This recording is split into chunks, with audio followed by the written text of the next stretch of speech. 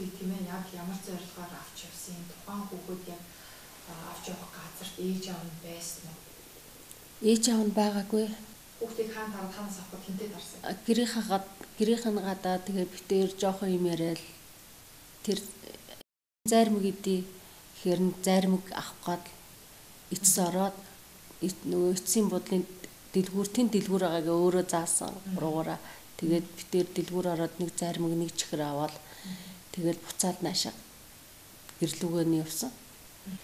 Ер нь ингээ хүүхдийг эцэг эхт нь хэлэхгүй ингээ зөвшөөрөхгүй аваад явна гэдэг нь өөрөө гэмт хэрэгээ гэдгийг та мэдэх үү? Би сайн мэдэхгүй байна л да. Яг одоо энэ охиныг аваад те яг цаашид яах зорилготой байсан? Цаашид би нэг удаан зүгээр л цугтаа нэг 2 3 л ингээд хоноол би найз нөхдөдөө уулзсан. Дархнаас Улаанбаатар чиглэлөө охиныг одоо та хоёр ямар унаад сууж нааш ирсэн? Битээр атуусан цугаал ирсэн. 10,000 төлөөл. Атуусан суухад охин тийм ээ би та намайг хаашаа авч явж байгаа бэ?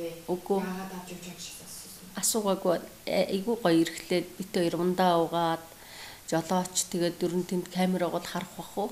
Яг автобусан цуглаад ингээд аваа яваад хүүхдээс өөрөөс нь аав ээж чинь чамайг аваа явуулаа гэж уурлахгүй байх уу гэж юм асуусан уу? Манай аав унтж байгаа уурлахгүй гэж хэлсэн. Тэгээд танаа ээж чинь байгаа мó гэсэн чинь байхгүй гэсэн. Өдөрт байгаа гэж хэлсэн.